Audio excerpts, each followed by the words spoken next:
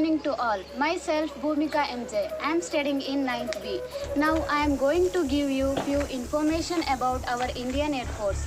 The power of Air Force is terrific when there is nothing to oppose it.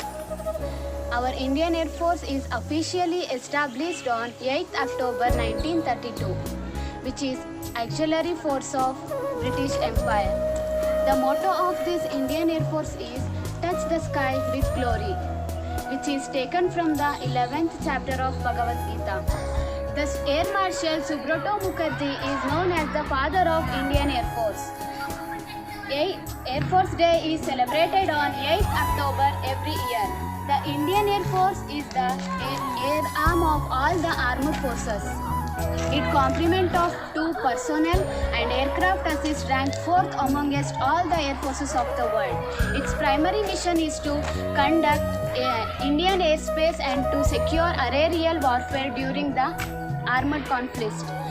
After independence in 1947, the name Royal Indian Air Force was kept and served in the name of Dominion of India.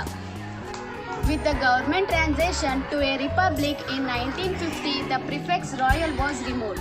The President of India holds the rank of Supreme Commander of IAF.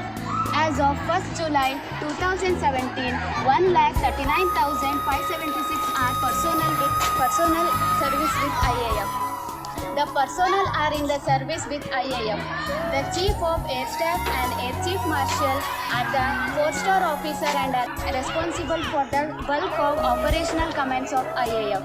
There is never more than one serving ACM in IAF. The rank of the Air Force has been conferred by the President of India on one occasion in history to Arjan Singh on 26 January 2002 become first and so far only 5-star rank officer of IAF. Indian Air Force is divided into 5 operational commands and 2 functional commands. The functional commands at Bengaluru and maintenance command at Nagpur. A grand salute to the dedication and hard work of our Indian Air Force. Thank you one and all.